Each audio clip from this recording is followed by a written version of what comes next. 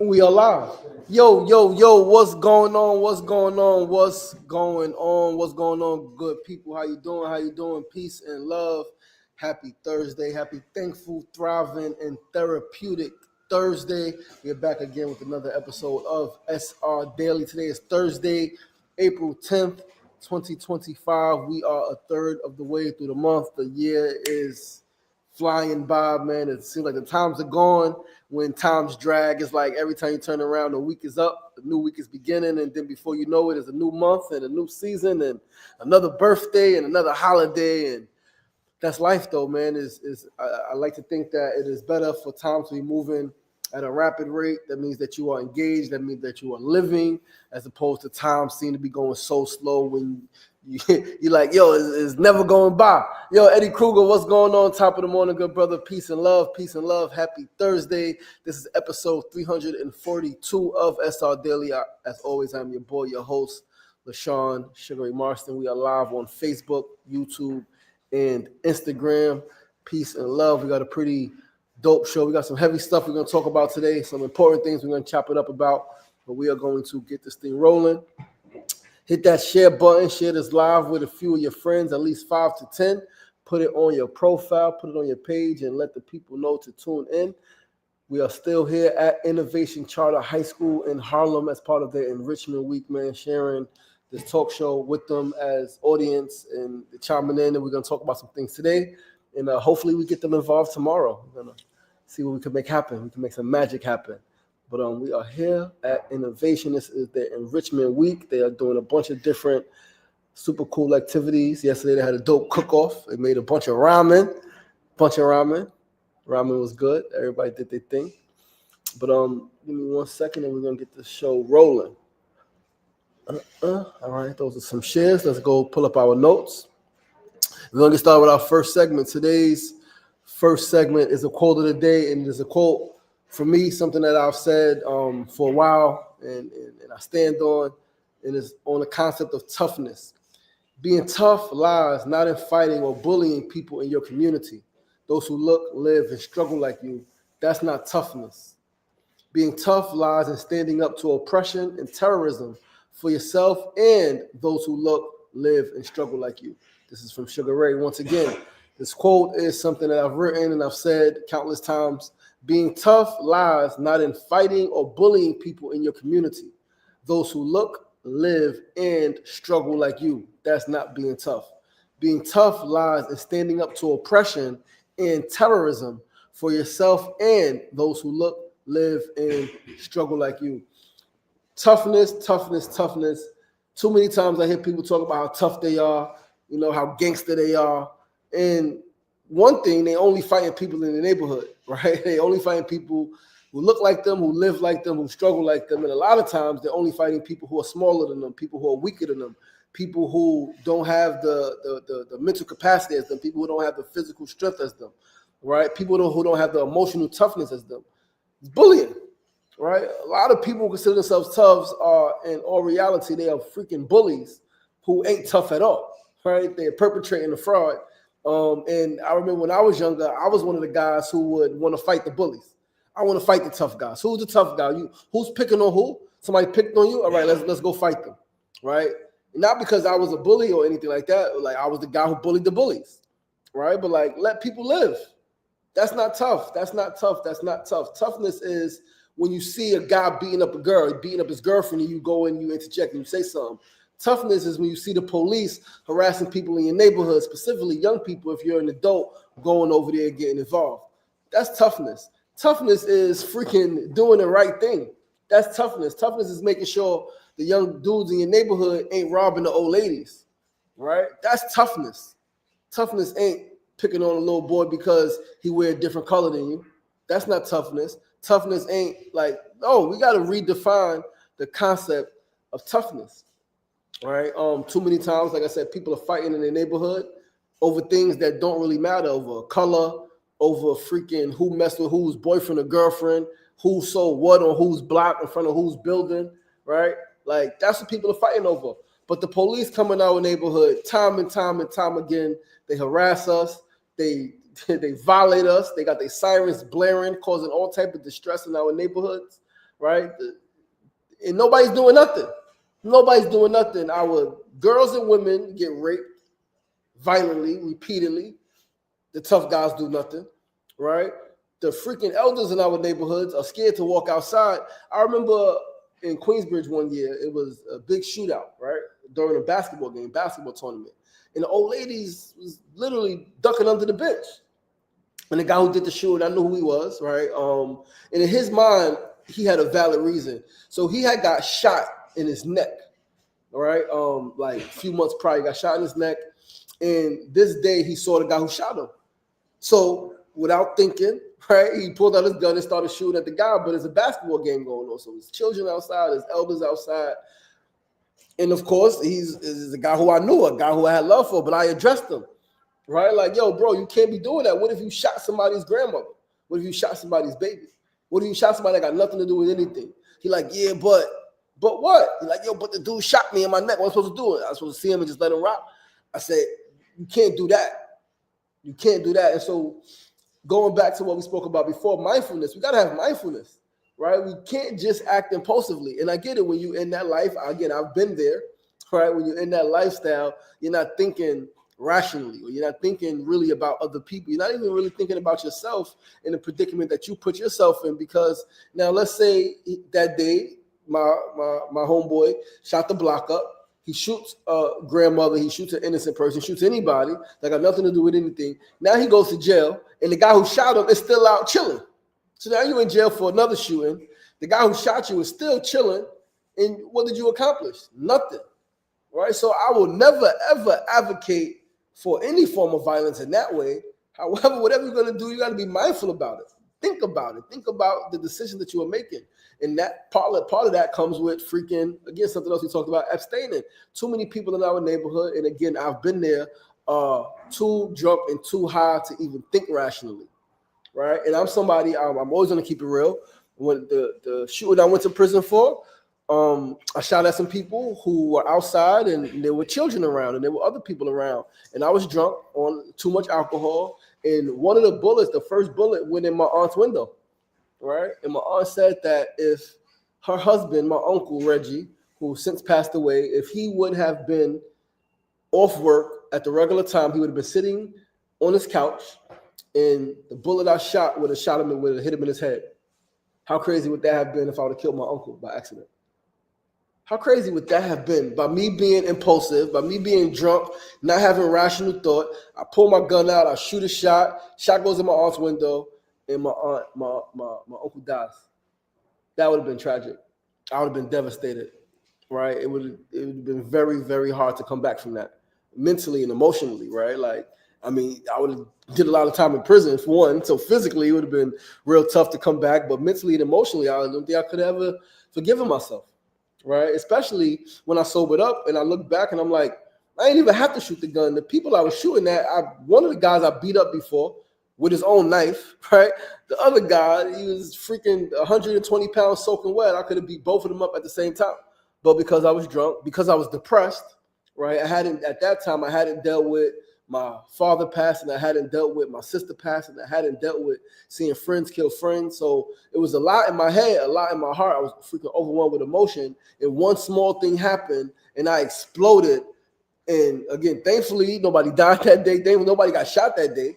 All right, but I did go to prison for assault and, some other things, and ended up doing 3 years. It cost me 3 years of my freaking life, right, for an impulsive decision that was, ultimately because I was freaking drunk and not able to think rationally and consciously. But yeah, man, like that's not tough. That's not tough, right? That's not tough. And so we got to really redefine the concept of toughness, specifically for our Black boys. A lot of our Black boys, a lot of our brown boys got the misconception of toughness. They think it's tough to go to jail. And we're going to talk about that a little later. And there's nothing tough about going to jail. All right. We have to redefine what it means to be a man, what it means to be a gangster. All right. If you are old enough or you got parents who are old enough, Todd, Ms. Kimona may remember back in the days, the people who were considered gangsters, right? They were respectful in the community. Even if they had some type of illegal activity, they were respectful. They made sure the elders were safe in the neighborhood. They made sure the children were safe in the neighborhood, right? Like is a way to do things, right? And again, never advocating, but like respect is the minimum. It's something that we've been saying all week. Respect is the bare minimum. Making sure people who live around you feel safe. Those things, that's toughness. But we are going to move along to our second segment. Sefu Sankofa, peace and love, my good brother. Yo, champ 1711. Thank you for tuning in, Uncle. I appreciate you. Think Biggie. What's going on? We got to get in touch. Sister. We got to get that source article.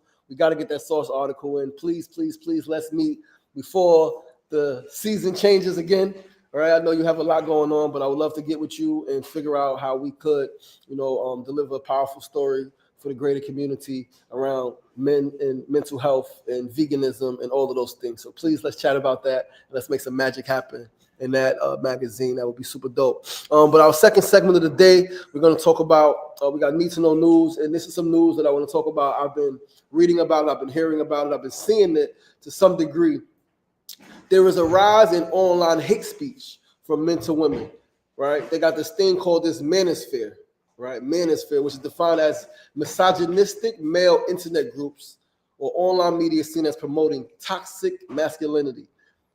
Now, that alone, right, before we even get to the article, saying that alone is online hate speech from men to women. Is anybody seeing that? Anybody in here seeing that? Anybody hearing about that? Hearing more and more online groups, more and more men, young or older, spewing hate speech towards women, right? It's definitely happening, right? It's definitely a lot of misogyny out there in the world. Toxic masculinity, right? Before we get to the article, I want to talk about that. That's a term that may be thrown out. You may have heard it. You may be hearing about it. I understand it to a degree, but I would say toxic masculinity is really the lack of masculinity, because true masculinity respects women, because we understand, respects the feminine, because the true masculine understands that each person has both masculine and feminine inside of them. All right. So real, true masculinity, healthy masculinity in itself is healthy. All right. It recognizes the balance. It respects the opposite gender, right? The opposite sex. So what we have in our communities, what we have in the world is a lack of masculinity. But yes, think Biggie said they hate women. There are men in this world who hate women. Men who hate women. There are, of course, women who hate men, right? A lot of it could stem from their relationship with their parents, men's relationship with their mothers, women's relationship with their fathers, right? And when we don't heal, right, there's a saying, I'm sure some of you may have heard, hurt people hurt people. People who are hurt, who have not healed, consciously or unconsciously, normally tend to hurt others, right? They could not intend it. Ms. Kimona and I was talking a few weeks ago about what matters to a leader. Is it the intention or the result? Some people would say, oh, it wasn't my intention. Okay, if I pull out a gun and shoot a gun in the air, but on the way to shoot the gun in the air, a bullet goes off and somebody gets shot in the face, it wasn't my intention to shoot them in the face, but was the result still not somebody shot in the face? And am I still not wrong for that? Is the family still not hurting for that, right, from that action? Absolutely. So your intention is cool, but what are the results? But let's read this article. All right, this article is in the New York Times, and it is about this Netflix program called Adolescence, which is about a young boy who killed his classmate, right? Let's read this article and let's chat about it. So this is how concerned should we be about the online manosphere? A guest essay warns about the surge of male supremacist videos in young men's social media feeds. What have you noticed or encountered online? This is from yesterday, April 9th. Jeremy Engel. Adolescence, the Netflix miniseries about a 13-year-old boy accused of killing a classmate after consuming hateful, misogynistic content online, has soared in popularity since it was released last month. Have you seen it or discussed it with friends or family? The series has helped draw attention to a disturbing trend: the surge in content that demeans and degrades women on the internet. What have you seen? What have you been seeing or experiencing on social media? Do you think we should be worried about the growing online manosphere? Last year, so it's an article, it's an essay from Rachel Louise Snyder. Don't throw our boys to the wolves online. Now, before I even talk about this, right? This is this is from the New York Times, and it is. I want to say that with all due respect to every religion, something I read in the Catholic Encyclopedia years ago was that it was language that said that any human born without a phallus, you guys know what a phallus is?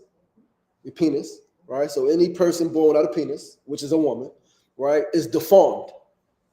Any human born without a phallus is deformed and does not deserve the respect and treatment of the other. It's written in text. It is people who follow that. It is people who teach that and preach that directly and indirectly, right? So this is ancient, right? There are, for a long time, a lot of people who hate women, right? But let's read this essay. Last year, researchers at Dublin City University released a report on a disturbing phenomenon, a surge of male supremacy videos in young men's social media. It's the kind of report that should sound an alarm for parents, teachers, and administrators. But as the gender divide widens and young men increasingly lean conservative amid Trump-era authoritarianism, it feels less like a future warning and more like a current diagnosis. How crazy is that? How crazy that we got a president who was on record talking about grabbing women by the pussy. He said that. And he did it. And he spoke about a married woman and he would just want to give her money and grab her by the pussy. He doesn't care about her husband. Is that not crazy? Is that okay? Is that okay? Right? So some young men, some men may like, oh, it's this, right? What if somebody grabs your mother by the pussy? Your mother's in the supermarket. Your mother's in the supermarket shopping. A guy walks up and just grabs her butt, grabs her titty. So we're talking about misogyny. We're talking about hate speech from men to women online, right? But it's funny, but it's real because there are people who really believe that they have a right. There are men who believe they have a right to women's bodies. You can't tell them no. Women get raped all the time, right? Some people used to say, well, maybe she shouldn't have dressed like that. There's women who've been raped fully clothed in African garb, not revealing at all, right? So then what's the excuse? Oh, maybe she shouldn't have been out at that time. It's women who raped in the morning. Well, maybe she shouldn't have been in that area. It's women get raped in church, right? So like, it's not the area, it's not the time, it's not what she's wearing. It's the mentality that says that you are a woman. You are my property. I can do what I want to you, when I want, how I want, and I dare you to do something about it. So what are we going to do about that? We have mothers, we have sisters, we have some women in our lives, girlfriends, who we love and care about, who as men, we got to protect. Who do we got to protect them against? Other men. Toughness, redefine toughness. We won't do that, but we'll fight each other. We'll fight my man for looking at me funny. Why you look at me like that, fam? And what you said about my crew, what you said about my block, what you said about my hood, we'll fight over that, but we won't fight for dudes violating our women, violating our sisters. Even if they're not your sister, you walking down the block, you see a dude violating a girl, you're not going to do nothing. That's just her business. Okay, now don't say nothing when it's your mother, it's your sister, it's your daughter, it's your girlfriend walking down the block and she's being violated and another dude walks by and don't say nothing. Right? So we got to really, really, really redefine toughness. Right? In the report, researchers created sock puppet accounts, fake accounts registered as teenage boys, to determine how quickly misogynistic videos show up in users' TikTok and YouTube feeds. Alongside a control group, one group used male-coded search terms such as gaming or gym tips, while another searched for more extreme anti-feminist, male supremacist content. The manosphere, as it is often referred to, includes videos by Andrew and Tristan Tate, influencers who profit off the insecurities of young men. The Tate brothers are embroidered in they got, one of them got locked up, did a bunch of time, was doing a bunch of time. It took under 9 minutes for TikTok to offer troubling content to their fake 16-year-old boys, which later include explicitly anti-feminist and anti-LGBTQ videos. Much of the content blamed women and trans people for the standing they believe men have lost in the world. More extreme content appeared within 23 minutes. Male supremacy videos intersected with reactionary right-wing punditry within 2 or 3 hours. By the final phase of the experiment, accounts that showed even slight interest in the manosphere, for instance, accounts that watched the video all the way through, resulted in their For You feeds offering more than 78% alpha male and anti-feminist content. Messages included, feminism has gone too far, men are losing out on jobs to women, and women prefer to stay at home rather than work. Catherine Baker, the lead author of the study, says this messaging resonates because it plays into young men's insecurities around their bodies. Many of the accounts glorify fitness, as well as their future success in their relationships. Young men might believe that in order to be successful, they can't show vulnerability. I promise you, out of my friends that I grew up with, and they will tell you, pretty much all of them will be honest, and I say this with all humility, I am the most vulnerable, right? I'm probably the most emotional, but I'm also the most successful, right? I'm also the most successful out of all of my friends. I have a lot of friends, right? And not because I have the most money, right? Because there are some friends making a lot more money than I am, but because I have the life that I want, right? I live life on my terms. I wake up when I want. I do what I want. I can go where I want. My friends can do that. Some who make good money, they work a job that they hate. Right? They make good money, but they work a job that they hate. Living in a place that they don't want to live. Is that success? Right? Now success is subjective, right? It's each person. But I think we all would agree that giving all your time for a little bit of money, not being able to do what you want is not really a happy life. Right? It's not really a happy life when you got all the money to do all of the things, but you got no time because I gotta work. I gotta work. So I got family and friends who make great money, but they miss their children's sports games that they want to be at, right? They miss their family's events that they want to be at. They want to go to these things that they can afford to do, but they can't because they have to work. That's really not success, right? And they will say, they'll be like, I guess I made it. You guess, did you make it or not? Are you successful or not? Kinda. Okay, kind of, because you got some money, but you got no time. And a lot of times when you got the money but no time, you can't do the things you want, it creates stress that then leads to health issues. Now you got health complications, right? So now you got all the money, right? You got no time to do what you want, and you got health complications, so you don't even feel great. Is that success? Right? But we're gonna skip past the rest of the article. If you haven't seen the show, I haven't watched it. I think Miss Kimona started watching it. Right? She said it was real crazy. Adolescence. I definitely want to watch it. But if you haven't seen it, please watch it. Please be aware of what's happening in the world right now, specifically online, because it translates to real life, right? What's going on online, and when people get in groups and start talking about what should happen and what some group doesn't deserve, eventually that goes from just conversation online to action in person, right? And again, we're all in this world. None of us are exempt. Right. So again, I know it may seem like, that's over there or that's those people. Nah, a lot of times it's people right in our circle. Right? It could be people right in your circle. It could be you. You can check your own stuff. Check your own stuff. I remember real quick before we move to the next segment, in 2016, before my daughter was born, I was building a campaign, an in-rape culture campaign, right? An in-rape culture campaign.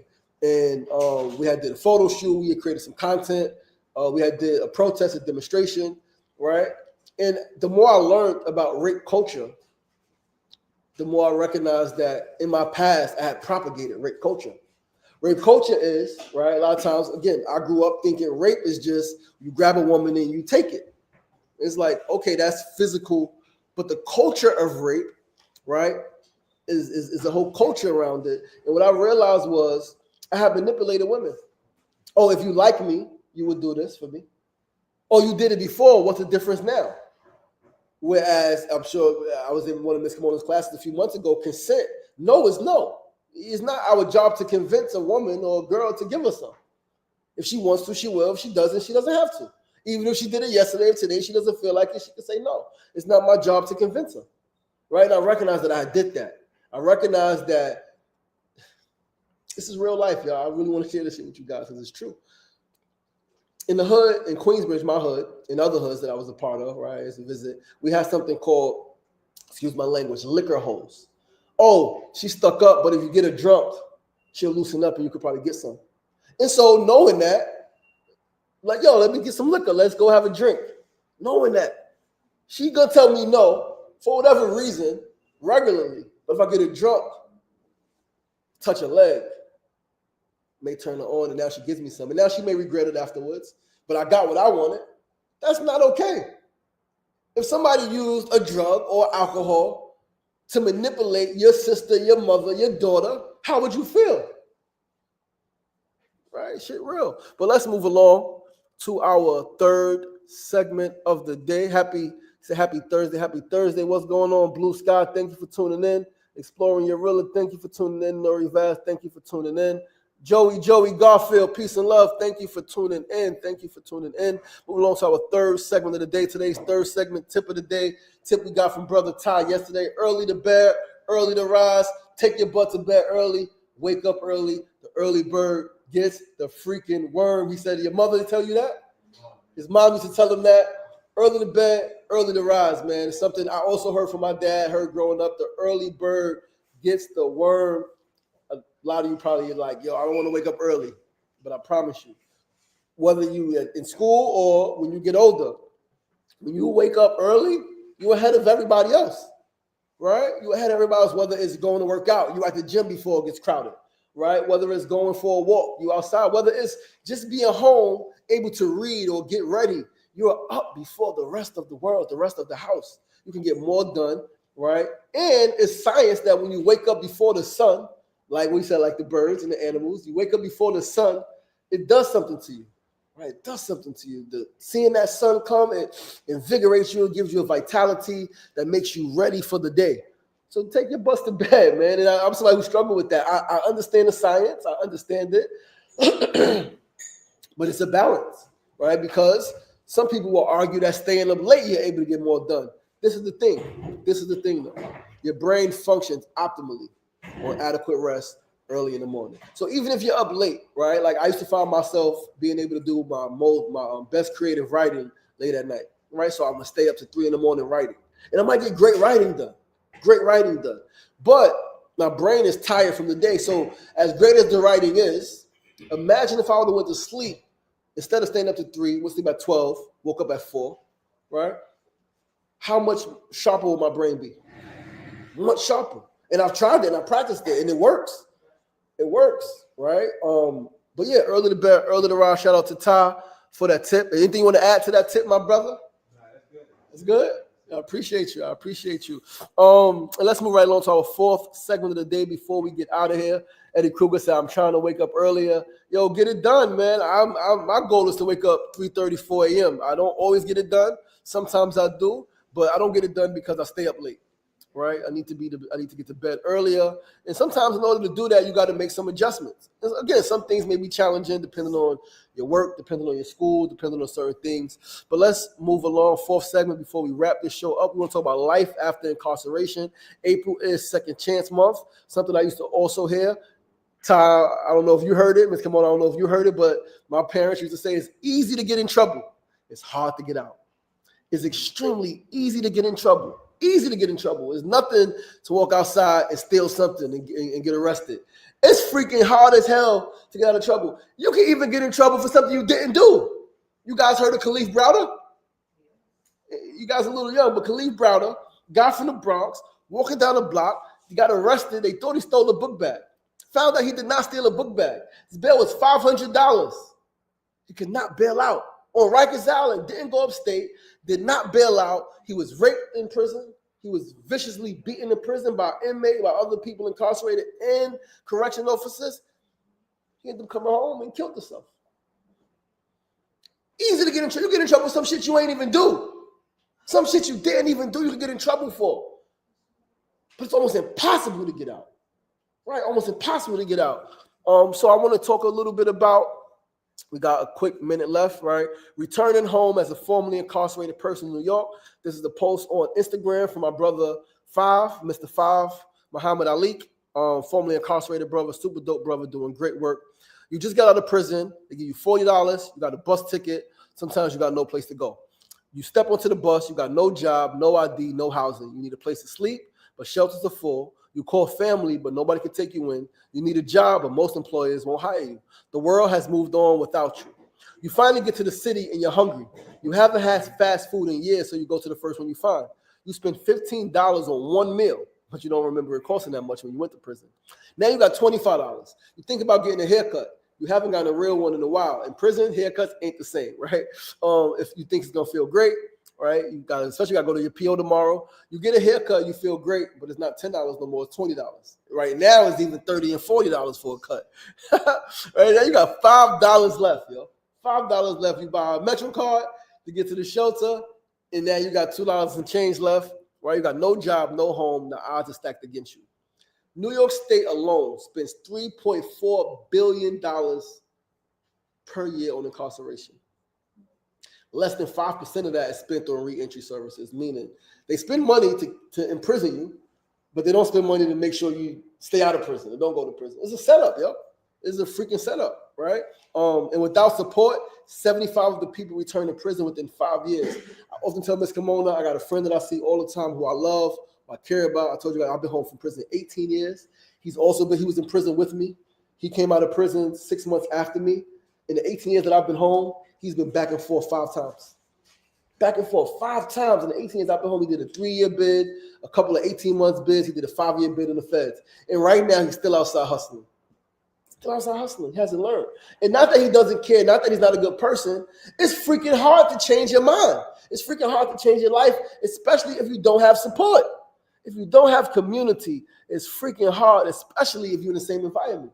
And everybody can't just move to another environment, right? I was fortunate, had family in another part of the state I was able to go to, get my head right.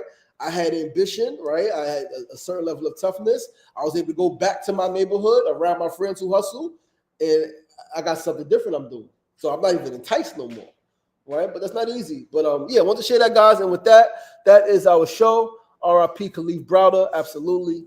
R.I.P. Khalif Browder and everybody else who lost their life, whether in prison or as a result of being incarcerated and being abused and violated. But yo, thank you guys for tuning in. Thank you guys for tuning in. I love you guys. I appreciate you guys. I am your boy, LaShawn Sugar Ray Mars. This is episode 342 of SRDaily. Please do join us right back here tomorrow. Same time, same place. Innovation Charter High School, 9 a.m. to 9:30 a.m. Episode 343 tomorrow as we close out week 69 on this Friday. They're going to have their celebration tomorrow. I'm super excited for them. Super excited to finish this enrichment week. And I will see you guys tomorrow. Remember, it ain't getting knocked down. That's the problem. It's staying down. So get up. Get up. The power is in you. As always, be kind to yourself and be kind to each other. Peace and